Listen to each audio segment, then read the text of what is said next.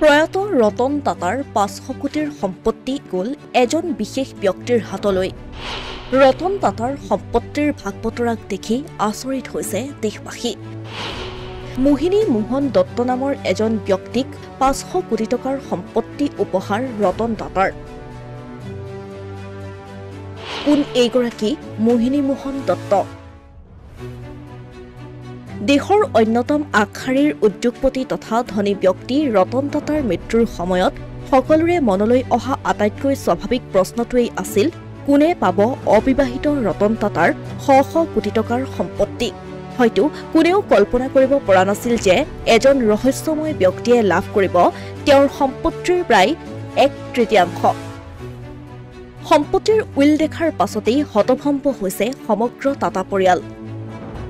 আচৰিত হৈছে ৰতন টাটাৰ ঘনিষ্ঠসকলো। কোন এইগৰাকী মোহিনী মোহন দত্ত? উইলত যাক ৫০০ কোটিৰো অধিক সম্পত্তি দি গৈছে ৰতন টাটাই।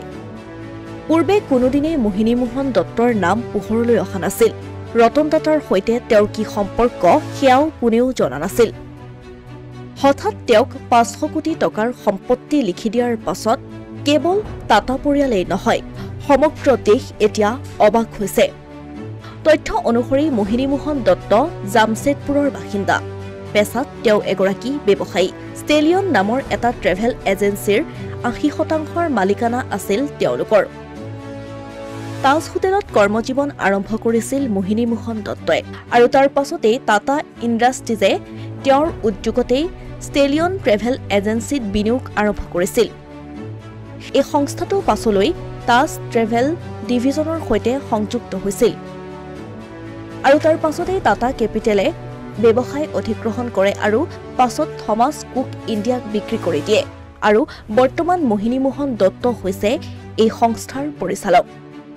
অক্টোবৰ মাহত ৰতন টাটাৰ শেষকৃত্যৰ সময়ত দেখা পোৱা গৈছিল মোহিনী মোহন দত্তক। সেই সময়ত তেওঁ জনাইছিল যে ৰতন টাটাৰ সৈতে তেওঁৰ সম্পৰ্ক ৬০ বছৰীয়া। ৰতন টাটাৰ ২৪ বছৰ বয়সতেই জামছেদপুৰৰ ডিৰালছ হোষ্টেলত তেওঁলোকৰ প্ৰথম কথা বতৰা হৈছিল আৰু তাৰ পাছতেই তেওঁলোক ঘনিষ্ঠ হৈ পৰিছিল।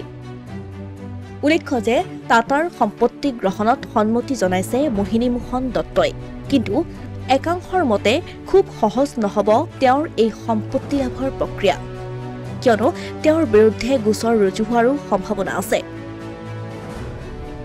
Asomiya Pratidin digital desk.